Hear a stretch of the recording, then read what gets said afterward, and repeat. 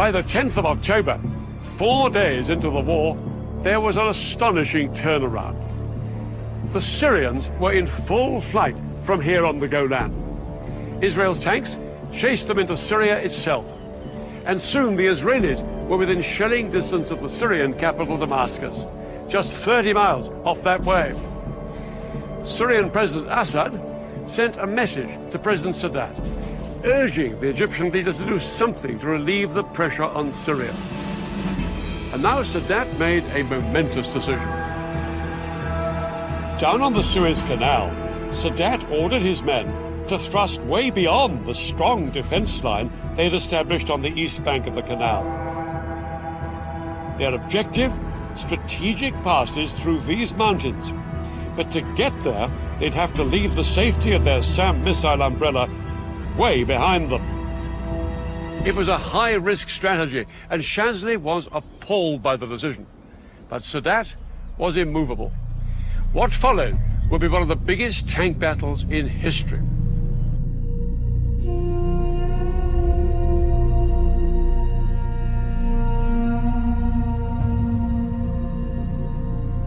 "25 miles east of the canal, Israeli tank commanders were well dug in on high ground in good defensive positions. Across the open desert, they could see the sand being kicked up by hundreds of advancing Egyptian tanks.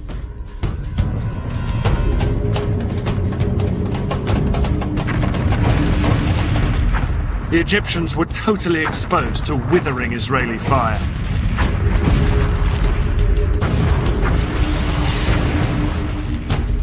But over the following hours, the Egyptian tank brigades repeatedly tried to push further east into the Sinai. As the Egyptians moved out beyond the protective cover of their SAMs, Israeli aircraft rained down bombs on the exposed Egyptian tanks.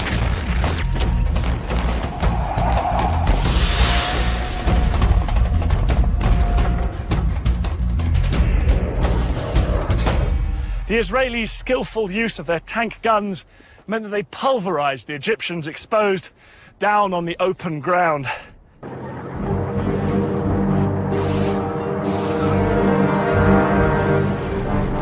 The Israelis knocked out an estimated 260 Egyptian tanks. They lost only 20 of their own.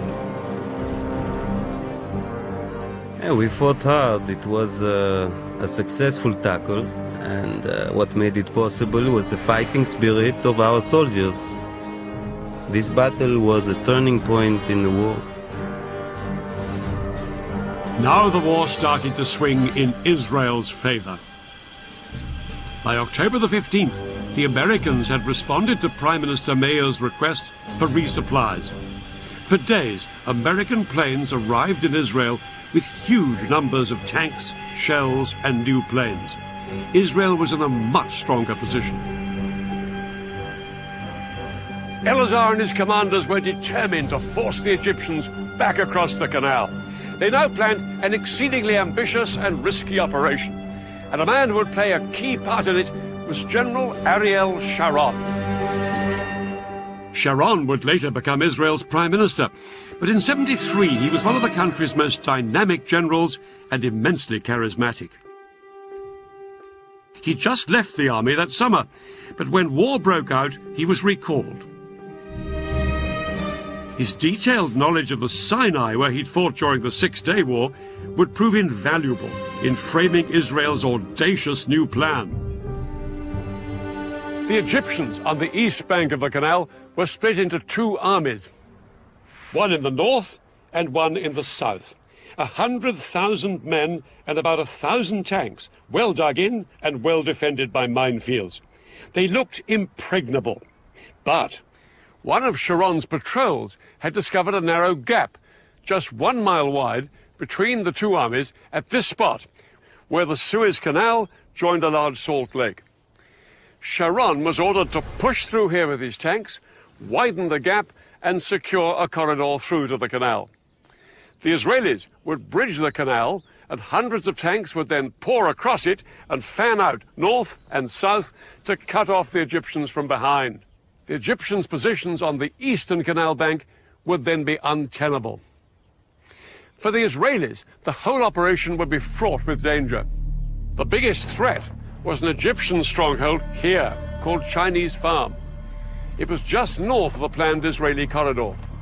Sharon had to neutralize the Egyptians at Chinese Farm if the Israeli plan was to succeed. But what the Israelis didn't know was just how big the Egyptian presence was at Chinese Farm. Large numbers of Egyptian tanks and infantry were gathered there.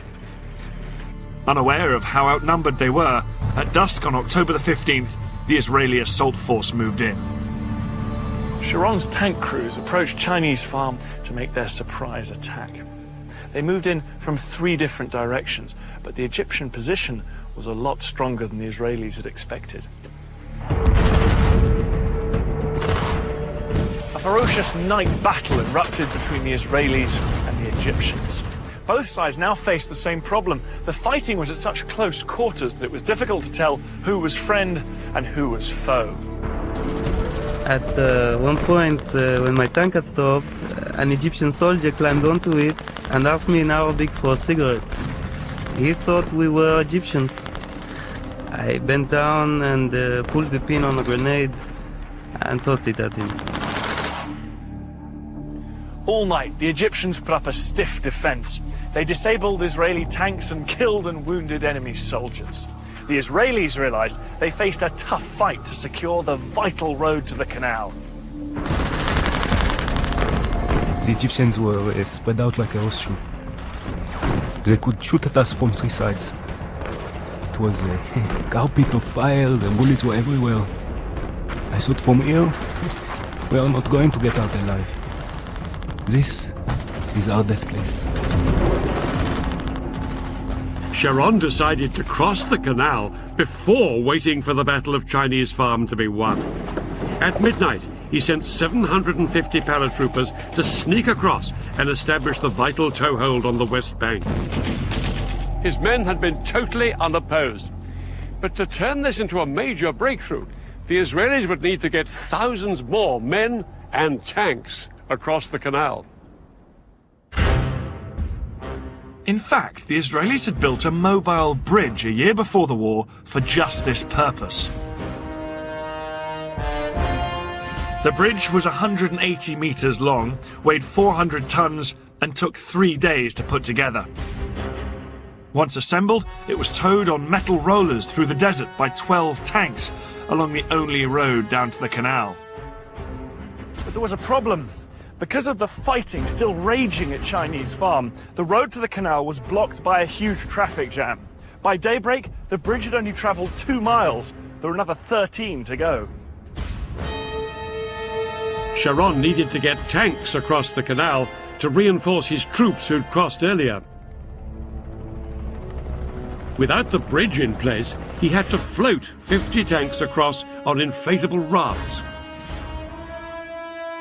The sudden appearance of Israeli tanks on the west bank of the canal was a huge surprise for the Egyptians.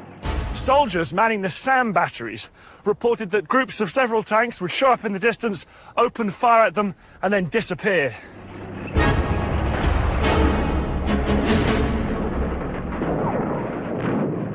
Later that day, on the evening of October the 16th, the Israeli Prime Minister Golda Meir triumphantly told the Israeli parliament their troops had crossed the canal into Africa.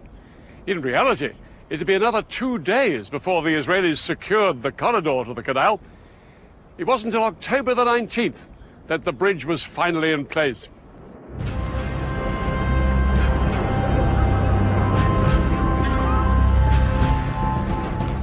As Israeli tanks surged across the bridge, they came under heavy bombardment from Egyptian artillery and aircraft. But the tanks pushed on to their first objectives on the West Bank, Egypt's SAM missile sites. Once these missiles were destroyed, Israeli warplanes swept into the attack, in support of the tanks fanning out north and south on the west bank of the canal. Egypt's Third Army, here on the east bank, was soon in danger of being surrounded. Shazli urged that some units should be pulled back here to the west bank to fight the Israelis. President Sadat replied abruptly, no retreat. He believed that reducing forces on the East Bank would risk losing everything they'd fought for. But Sadat was ready for a ceasefire.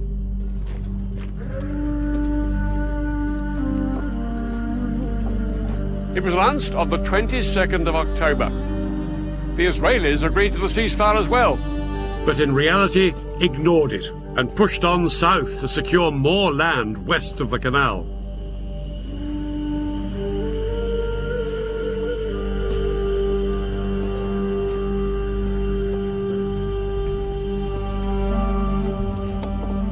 By October the 23rd, the Egyptian Third Army was surrounded. The supply lines of its 45,000 men were cut. With only 4 days of food and water left, it wouldn't be long before they were starved into submission.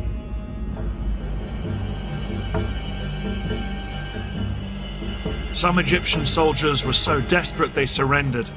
Others hung on. No food come to us, no munitions come to us, no evacuation of any injured, no water, and we didn't need gas because we weren't going anywhere. And just when it seemed to be over, the war took a dramatic turn. It was at this critical moment that Egypt's most powerful ally, the Soviet Union, made one final bid to help the Egyptians. The Soviet president, Leonid Brezhnev, told the Americans unless they agreed to send a joint US-Soviet peacekeeping force to the Middle East, he would send Soviet troops on their own. The Americans were determined that no Soviet troops would enter the Middle East. In a sudden escalation, America put its nuclear forces on alert. US nuclear missiles were readied in their silos, and 2 aircraft carriers with nuclear strike forces were ordered to the eastern Mediterranean. The implied threat of nuclear war forced Brezhnev to make a choice: to escalate or to climb down.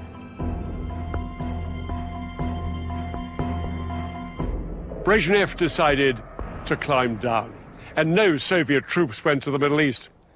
But the flurry of international pressure had made its mark.